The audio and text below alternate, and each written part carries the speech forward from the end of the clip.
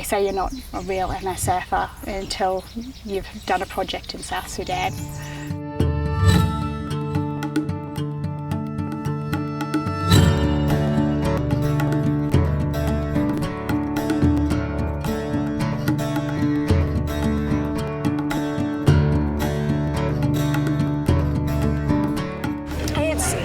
Hospital for South Sudan that we have here. In fact, this is one of the largest projects within MSF. It's basic bush hospital. All the things that you have at a normal hospital back home, a lot of it we don't have here. We don't even have x-ray. No, we've got a lab, yes, and the lab can do some very basic tests, but really the majority of diagnosis comes from pure clinical ability.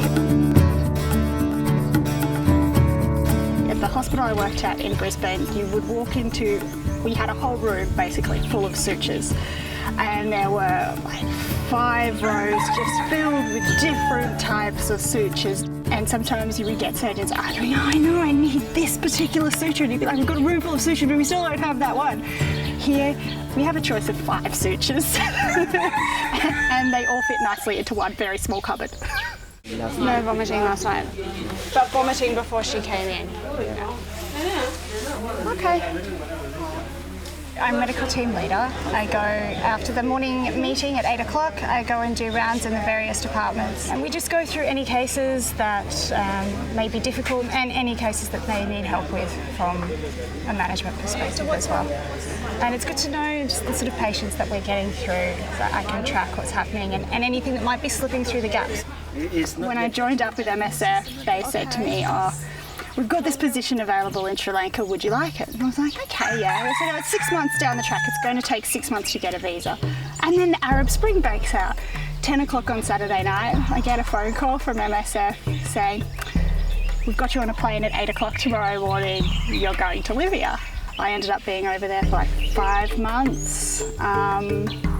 I did everything from working in refugee camps in Tunisia to 2 medical evacuation boats to Misrata, actually working inside Libya too in the Nafusa Mountains in a place called Zintan and Yifrin.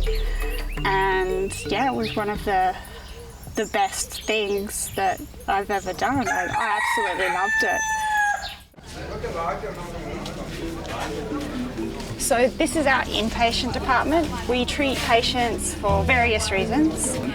Brucellosis, pneumonia, cholera, but we get so many patients here that we can't just contain them to the ward inside like you would normally at home. So we've had to improvise, and we now use the verandas as well, and we have plastic sheeting to protect them from the rain. We try and keep the more chronic cases out here so that the patients inside are the more critical. We have 6 beds in our ICU, which is not like an ICU back at home. Basically that means extra observations and the ability to give oxygen. But other than that, no fancy ventilators or any sort of invasive monitoring like you would find in an ICU. And then in the ward itself, we have 24 beds here, and then on the veranda, as many as we can basically fit. I have the number of the surgeon in Benchu, so I can always call him and get him to follow up. If you didn't have moments when you were scared, it'd be bloody stupid, because you do see a lot of death, probably in a more personal way than than I would normally in my job back home as well. You do see a lot of it, and it can be really difficult, and especially, you know, with small children or things that, you know, if you had just a little bit more facilities than we, you know, have here, you might be able to give them, you know, a bit better chance. You can't let yourself think too much like that, otherwise it just becomes really depressing. And then you can't do the job that you're here to do, and know that without you being wherever you are, whether it's here or in another location, that the chances are high that these people wouldn't receive any medical care, and then they're in an even worse situation. At least here they stand a chance.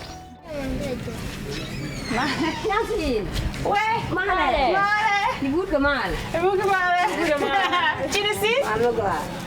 Mal pondu. So they call me Yantin, which is the Nuer name that was given to me by the cleaners. I don't really know 100% what it means. I know it has something to do with a village that's close by here and an ostrich, which is like their totem or something, like an animal totem. But yeah, I'm not 100% sure what it means, but apparently it's a good thing.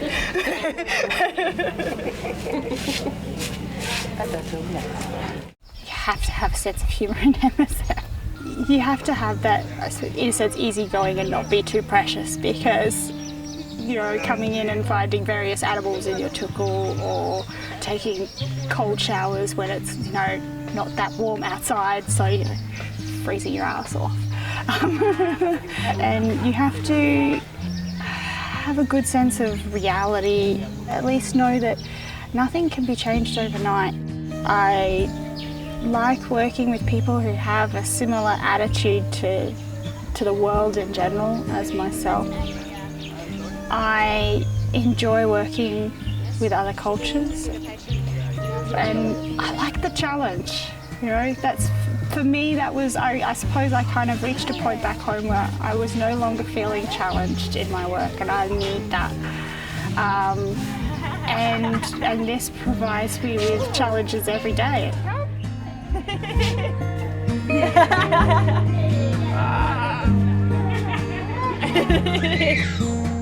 Hello.